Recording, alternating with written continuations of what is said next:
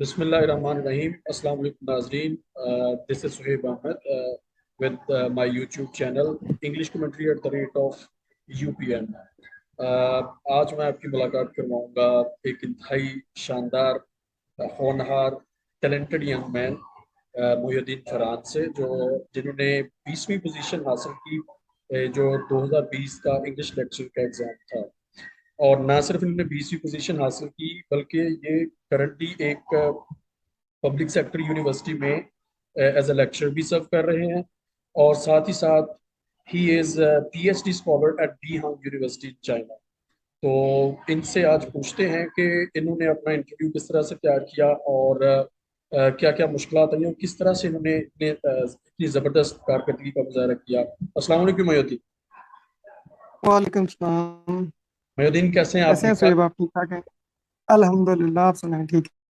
अच्छा मोहिउद्दीन, सबसे पहले तो मुझे ये बताएं कि आपका जब इंटरव्यू था तो आपने कहाँ से तैयारी की थी और किसी कोचिंग सेंटर में गए थे आप, या खुद ही आपने तैयारी की थी? और क्या क्या चीज़ें थी जो आपने जिनको तरजीहन तैयार किया था?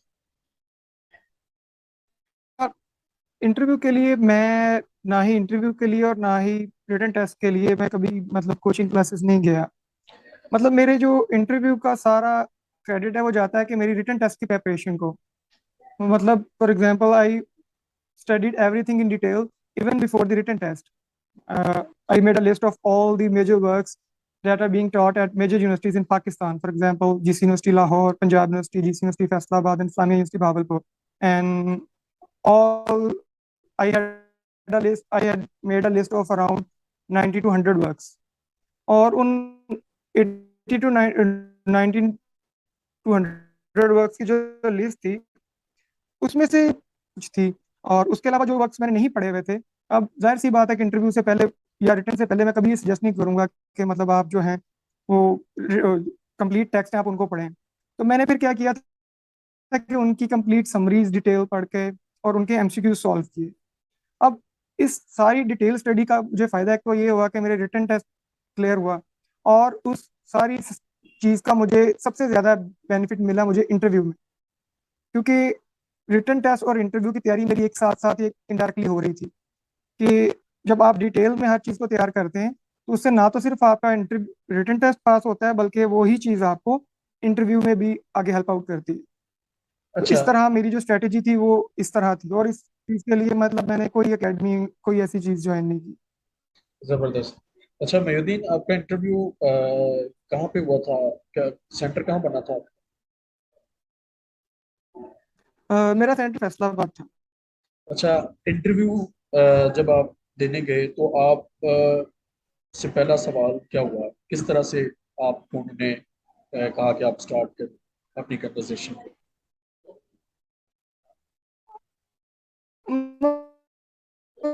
This interview was very different. It didn't follow any traditional pattern. कि मैंने इससे पहले भी ना एक दो दफ़ा PPSC के इंटरव्यू में अपेयर हुआ हूँ। तो एक ट्रेडिशनल एक सेटअप होता है इंटरव्यू का, पहले जो है ना कि they start with introduction and then with academic qualification. But this time the interview was totally different. They didn't ask anything traditional. I mean, आप अपेयर हुए हैं, आप बैठे हैं उनके सामने, they didn't ask thing. Okay, they just confirm your name. They asked me, okay, are you Mohyuddin Farhan? I said yes.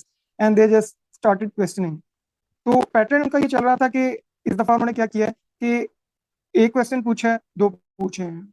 जिस बंदे ने पहले एक फैसलाबाद सेंटर में तो ऐसे ही चल रहा था कि एक या दो क्वेश्चन पिक किए हैं, उसको उन्होंने तीसरा क्वेश्चन पूछा है।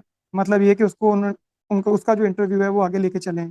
लेकिन जिस बंदे ने पहले दो क्वेश्चन स्किप कर दिए, उसको उन्होंने तीसरा क्वेश्चन ही नहीं पूछा। They just said thank you very much and wish you best of luck. तो ऐसा एक पैटर्न चला इस दफा उन्होंने। तो मेरे साथ भी सेम इसी तरह ही हुआ कि कोई उन्होंने मेरा इंट्रोडक्शन नहीं पूछा, कोई मेरी एकेडमिक क्वालिफिकेशन नहीं पूछी, और बस मेरा नाम कंफर्म किया और पहला क्वेश्चन और दूसरा क्वेश्चन और इस तरह करके स्टार्ट हो गई चीज़ें। ठीक है, ठीक है। अच्छा मोहिउद्दीन, आपसे किस तरह के क्वेश्चंस पूछे गए थे इंटरव्यू में? सबसे पहले तो उन्होंने टर्मिनोलॉजी पूछी थी मेरे से। कैवेलियर पोएट्स के बारे में पूछा था उन्होंने कि क्या होते हैं। और उसके बाद मैंने एमफिल ऑलरेडी किया हुआ था, तो थीसिस में साथ लेके गया हुआ था।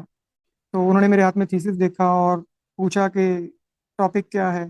फिर उन्होंने थ्योरी के बारे में पूछा। मेरा जो थीसिस था वो बेसिकली साइको एनालिसिस पे था। तो इस पर उन्होंने क्वेश्चन की मेरे से कि मतलब एक साइकोलॉजी की जो थ्योरी है वो आप लिटरेचर पे कैसे अप्लाई करते हैं। They ask me about my novel, which novelist I chose for my research, and then they asked why I chose this particular novelist.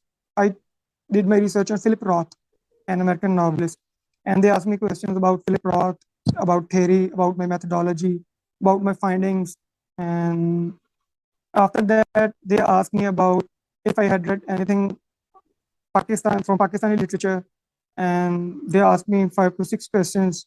They were general questions, मतलब कि क्या पढ़ा है पाकिस्तानी लिटरेचर में, उसमें क्या आपको बेहतर लगा, how Pakistani literature is different from American literature और other literatures literature of other countries. And then they asked me about African literature, if I had read anything African. और फिर उसके बाद फैसलाबाद सेंटर में एक और प्रैक्टिस हो रही थी कि मतलब they had a white board candidate के पीछे है, एक वाइट बोर्ड छोटा सा लगा हुआ था, and they were asking every candidate to translate a sentence into English. और वो तकरीबन सबको ही डिफरेंट सेंटेंस दे रहे थे, and they gave me a conditional sentence which started from if, अगर मैं ऐसा करता तो ऐसे हो जाता, and they asked me to translate it. तो उसमें एक छोटी सी गलती मेरे से खैर हुई थी। मतलब I started translating it, and then they asked me if if I'm sure that it is correct or not. So I read it again, and there was a little mistake, and I said, okay, नहीं sir ये गलती है। तो खैर मैंने अपनी mistake खुद ही वो कर ली। तो they they started laughing कि मतलब कि जहाँ से लोग वो कहते हैं कि जितने भी अब तक कैंडिडेट्स आए हैं सब जो है वो सेंटेंस शुरू करने में ही गलती कर दी उन्होंने। तो क्योंकि सेंटेंस मुश्किल है, आपने जो शुरू वाला मुश्किल पार्ट है वो आपने 1 सेकंड में कर लिया, और यानी जहां पर आपको आप गलती ये नहीं कह रहे करनी हैं, चाहिए थी मतलब आप एंड पे यानी ये जाके। कह रहे हैं कि जो कैंडिडेट्स हैं उनसे उनको ग्रामर भी तैयार करनी चाहिए, सिर्फ यही नहीं है कि जी आप लिटरेचर की चीजें तैयार कर रहे हैं और लिंग्विस्टिक्स की, ग्रामर से भी क्वेश्चन हो सकते बिल्कुल बिल्कुल हो सकता है। ये सेंटेंस का मैं आपको इसीलिए बता रहा हूँ ना कि ये मेरे साथ क्यों हुआ। ये मैं यही आपको बताना चाह रहा हूँ कि इस दफा सिर्फ आपसे वो लिटरेचर के या टर्मिनोलॉजीज या लिंग्विस्टिक्स, वही ना ट्रेडिशनल पैटर्न नहीं है अब।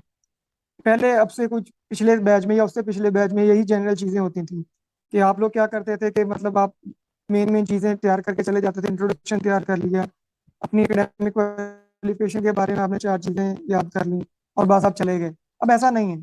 अब सिर्फ आपकी रीडिंग ही काम नहीं आएगी, अब रीडिंग और राइटिंग से रिलेटेड वो दोनों चीजों को आपकी चेक करते हैं।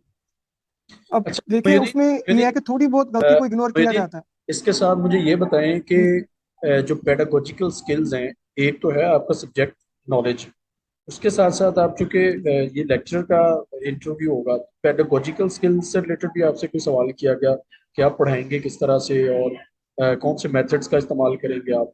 नहीं, एज इट इज इस तरह का क्वेश्चन तो डायरेक्टली उन्होंने मेरे से नहीं किया। तो उनको मेरे से ये था कि I do look a lot younger than my students.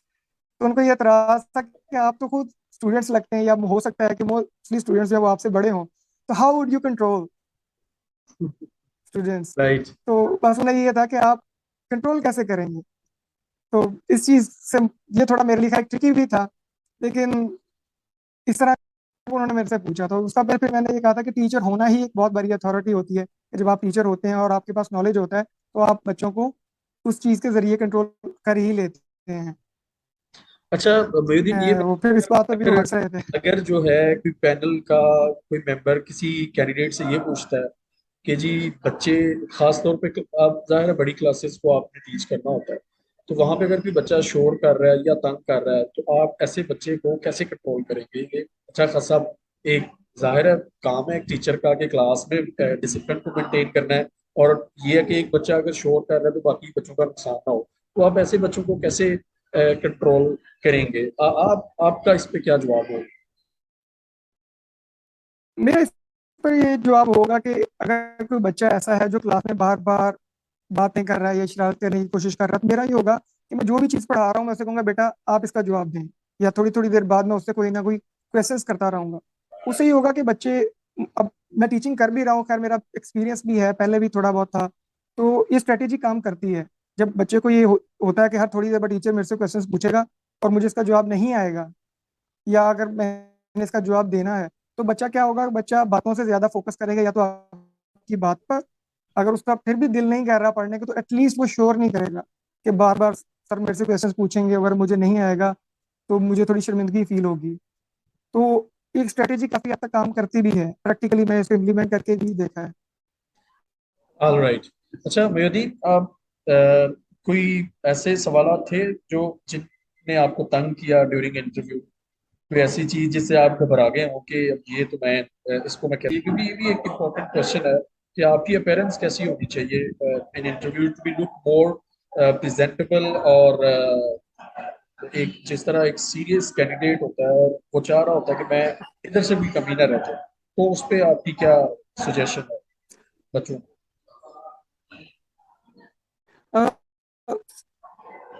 और what I have experience is that कि your dressing and your attitude matters more than your knowledge in an interview.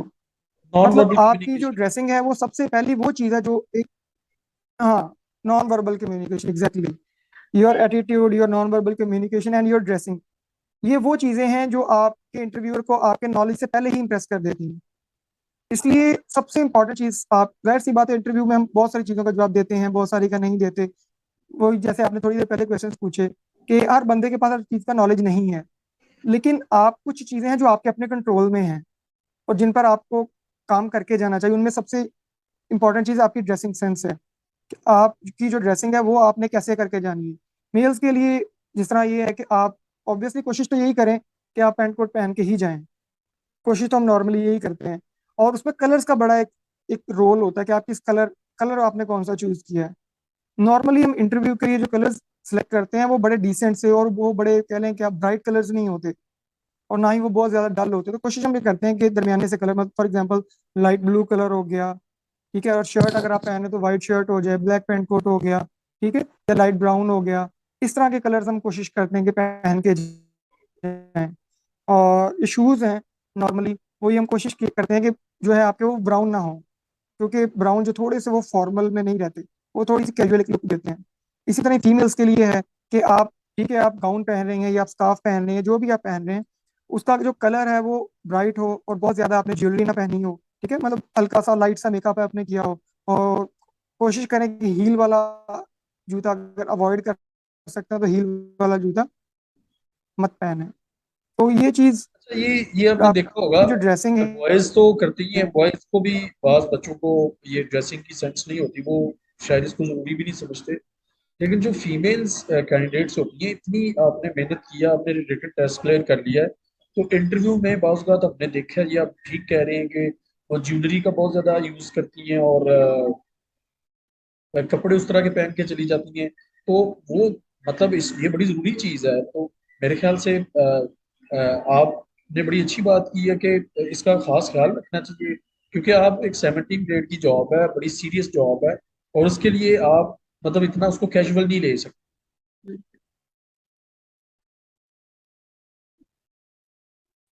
बिल्कुल ऐसे ही है।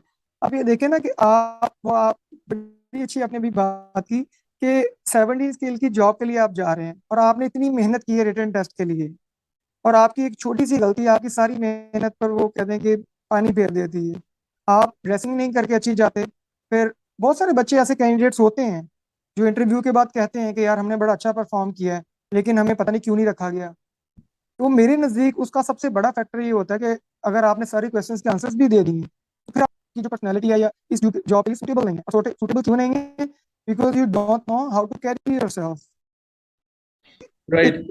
अच्छा फैक्टर है बहुत मोहिउद्दीन, इंपॉर्टेंट। मोहिउद्दीन इस दफा जो है वो सीट्स बहुत कम है बॉयज की, गर्ल्स की बहुत ज्यादा सीट्स हैं, तो आप क्या सजेस्ट करेंगे कि मतलब एक तो जाहिर है पेपर जो है कंपैरेटिवली, जब हमारा पेपर था जो 2020 का पेपर था वो कंपैरेटिवली डिफिकल्ट था, तो अब आप क्या बच्चों को क्या एडवाइस होगी आपकी? रिटर्न हमने दे दिया, बहुत से बच्चे मायूस भी होते हैं, तो पता नहीं वो क्लियर होगा या नहीं होगा।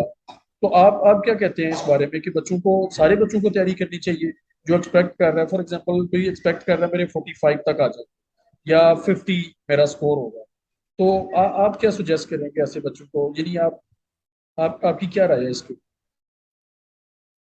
यार देखें, पीपीएससी का जो एक सेटअप है ना, हम इस पर कभी भी हम ये गेस नहीं कर सकते कि मेरे कितने मार्क्स आएंगे। अगर आप गेस कर रहे हैं या कोई आपसे कहता है कितने आ जाएंगे, ये की है, इससे अंदाजा कर लो, तो it I think it would not work, because the key that matters is the key which PPSC has. ठीक है, कि उनके पास जो की है वो मैटर करती है, आपके पास जो की है उसका कोई उससे वो नहीं है। अंदाजा हो तो लेकिन जाता फिर है, भी यानी अंदाजा तो मेरी हो ही जाता सजेशन है तो ना कि यही है कि इतने दो चार ऊपर नीचे अंदाजा हो हो जाएंगे। जाता है, बिल्कुल। हाँ। हाँ, अच्छा। उन लोगों को तो करनी चाहिए जिन्होंने मेहनत की है, उनको लगता है कि हम नजदीक नजदीक एटलीस्ट हैं, तो उनको तैयारी कर लेनी स्टार्ट चाहिए। अगर खुदा ना खास्ता, गॉड फॉरबिड, कि अगर उनका नहीं भी होता ये पास, तो उनके पास इतना नॉलेज इकट्ठा हो चुका होता है कि आगे और बहुत सी जॉब्स आती हैं। खासतौर पे वो लोग जिन्होंने एमफिल किया हुआ है, वो किसी यूनिवर्सिटी में अप्लाई करते हैं, तो उनकी ये सारी तैयारी जो है ये वेस्ट नहीं जाएगी। मतलब इसकी बड़ी एक अच्छी एग्जांपल मैं खुद हूँ। मतलब मैंने जब पीपीएससी की तैयारी की, तो मैंने जो सारी तैयारी डिटेल में की थी, उसी दौरान यूनिवर्सिटी ऑफ एजुकेशन में इस टाइम मैं एज ए लेक्चरर काम कर रहा हूँ, तो उसी दौरान यूनिवर्सिटी में भी जॉब्स आई हुई थी। और आप यकीन करें कि मैं झूठ नहीं बोल रहा और ना ही मैं एग्जैजरेट कर रहा हूँ, मैं बिल्कुल ब्लैंक गया था यूनिवर्सिटी के टेस्ट के लिए भी और इंटरव्यू के लिए भी। क्यों? लेकिन मैं कामयाब कैसे हुआ? क्योंकि मैंने जो सारी की सारी तैयारी पीपीएससी में की थी, पूरी डिटेल में, वो सारी की सारी मुझे यूनिवर्सिटी के इंटरव्यू में काम आई। मेरी तैयारी वेस्ट नहीं हुई, तो उसका अगर मैं यहाँ अल्हम्दुलिल्लाह पे मुझे तो वहां भी उसका फायदा हुआ। जो लेकिन हमारे अगर वहां ना कैंडिडेट होता स्टूडेंट्स तो हैं फिर खास यहाँ तौर काम पे, और जो आ जाता। सुन रहे हैं इस वक्त, मैं आपको नाजरीन ये बताता चलूं कि मयूद्दीन जो है, इन्होंने जो भी टेस्ट दिया है, जिधर भी गए हैं, ये टॉपर्स में रहे हैं। मतलब इवन जहाँ पे ये सर्व कर रहे हैं इस वक्त, एक पब्लिक सेक्टर यूनिवर्सिटी है, वहाँ भी इनकी बड़ी अच्छी पोजीशन थी, टॉप में थे ये। और इसी तरह इससे पहले ये जॉब इन्होंने की, वहाँ भी इनकी सेकंड पोजीशन थी ओवरऑल पूरे पंजाब में।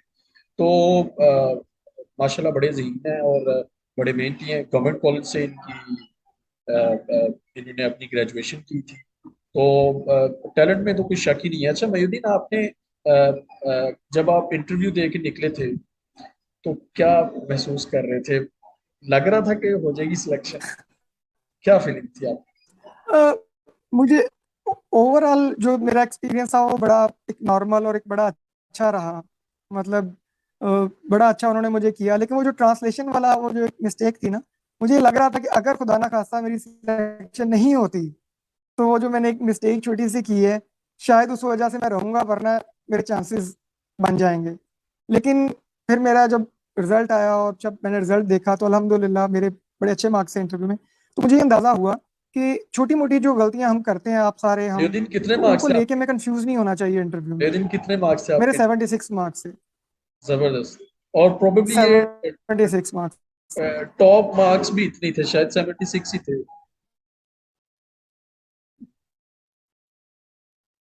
बिल्कुल, इस दफा उन्होंने 76 मार्क्स से हाईएस्ट दिए थे। तो मुख्तलिफ सेंटर्स में हर जगह उनका शायद क्राइटेरिया ही सेटअप ही ये था इस दफा। तो अब वो ये था कि अब मुझे उसे अंदाजा हुआ उस गलती करने के बाद और अपने इंटरव्यू के मार्क्स देखने के बाद, और भी मेरा सब जो कैंडिडेट्स जो आगे जा रहे हैं, जो सब एस्पायरेंट्स हैं, उनको ये सजेस्ट करूंगा कि एडवाइस कह लें, सजेशन कह लें, कि अगर आपसे इंटरव्यू में कोई गलती हो जाती है और आपको लगता है, आपको पता लग गया कि मैंने इसका जवाब गलत दिया है, आप हमें अंदाजा हो जाता है फौरन जवाब देने के बाद, तो आपको इस पर कंफ्यूज होने की जरूरत नहीं है। क्योंकि इंटरव्यूअर इस बात को जानता है कि गलती हो जाती है और वो छोटी मोटी गलती को इग्नोर कर देते हैं। लेकिन अगर आप इस गलती को बहुत ज्यादा सीरियस लेंगे और बहुत ज्यादा उसकी बेस पर उसको सोचते जाएंगे इंटरव्यू में बैठ के, तो आप मजीद कंफ्यूज होंगे, और उस कंफ्यूजन की बेस पर आप इंटरव्यू में मजीद गलतियां करेंगे। तो अगर हम्म। छोटी मोटी गलती हो जाती है तो इट्स ओके, इट्स फाइन, वो इग्नोर हो जाती है, कोई बात नहीं। ठीक है। अच्छा मयूद्दीन, आखिरी सवाल है आपसे। मैं आपका ज्यादा टाइम नहीं लूंगा। आखिरी सवाल ये कि आपने बी हांग यूनिवर्सिटी में आपकी पीएचडी चल रही है, तो आपने स्कॉलरशिप कैसे अवेल किया था? जो इंग्लिश के बच्चे हैं उनको आप कोई टिप देना चाहें इस हवाले से कि कैसे आप किसी भी फॉरेन यूनिवर्सिटी में पीएचडी के लिए या मास्टर्स के लिए स्कॉलरशिप अगर लेना चाहें तो उस स्कॉलरशिप के लेने का जो प्रोसेस है उसमें तैयारी कैसे करनी है, उस पर आपकी क्या टिप है बच्चों के लिए जो बाहर पढ़ना चाहते हैं? अ, उस पे तो यार सबसे पहले तो जो स्कॉलरशिप आपने टारगेट की हुई है उसके हिसाब से हम तैयारी करते हैं। लेकिन मेरी सजेशन यही है सबको कि हर साल जो है ना चाइना और हंगरी के लिए स्कॉलरशिप्स आती रहती हैं, दिसंबर में आती हैं, जनवरी में आती हैं। और मैं तो ये सबको ये रिकमेंड करूंगा कि आप हर साल लाजमी ट्राई करें। तो मेरी क्योंकि एचईसी के थ्रू हुई है, तो एचईसी का क्राइटेरिया ये है कि एचईसी एक हेड टेस्ट होती है वो लेती है, और वो इतना मुश्किल नहीं होता। उसमें क्वांटिटेटिव रीजनिंग, एनालिटिकल रीजनिंग और ये कुछ होता है। एचईसी का टेस्ट पास करने के बाद अगर तो आप पीएचडी कैंडिडेट हैं तो उसके लिए मेरा सजेशन ये है कि अगर आप एमफिल का जो भी आपने थीसिस किया है उसको अच्छे तरीके से करें। अगर कर चुके हैं तो कोशिश करें उस एरिया के बारे में मजीद पढ़ें। ठीक है, क्योंकि जो पीएचडी बेसिकली है वो आपकी रिसर्च बेस्ड एक डिग्री है। और अगर आपका एमफिल का थीसिस है, अच्छा है, अगर आपने रिसर्च करनी आती है, तभी वो आपको प्रेफर करेंगे। स्कॉलरशिप से ज़्यादा आपको सुपरवाइजर जो अवेल करना या सुपरवाइजर सेलेक्ट करना, या अगर वो आपको रखे, ये चीज़ ज़्यादा मैटर करती है। तो वो सुपरवाइजर जो है वो हमेशा उसी बंदे को रखेगा जिसको जिसके बारे में उसे लगता है कि ये बंदा रिसर्च कर सकता है। तो मेरी सजेशन ये है कि जो कुछ भी कर रहे हैं, आपका जो भी एरिया है, उसके बारे में मैक्सिमम जितना हो सकता है उतना पढ़ें आप। और स्कॉलरशिप के लिए आप टारगेट रखेंगे मैंने इस कंट्री को या ये वाली स्कॉलरशिप को टारगेट करना है। Thank you very much, Mayuddin, for giving your precious time and definitely आपकी आपका जो की तैयारी एक्सपीरियंस और सजेशंस हैं वो आई होप के जो हमारे कैंडिडेट्स अभी इंटरव्यू में जाएंगे, फीमेल्स और males, not only candidates of English lecture but also other candidates of other subjects. तो I I thank you again for your precious time. Thank you so, thank you very much. मुझे उम्मीद है कि ये इंतहाई एक useful discussion थी, तो मैं आपको आइंदा भी आपसे रिक्वेस्ट करूंगा कि आप जो है वो टाइम निकालें और जो दीगर कुछ मसाइल हैं बच्चों के, ख़ास तौर पे इंग्लिश में बीएस करने के बाद बच्चों के पास क्या क्या चॉइसेस हैं और उनको क्या करना चाहिए, तो उस पर भी मैं इंशाल्लाह आपसे बात करूंगा। तो फॉर नाउ इंशाल्लाह। much. If you like the video, dear viewers, you should like, subscribe, and share this video. Thank you very much.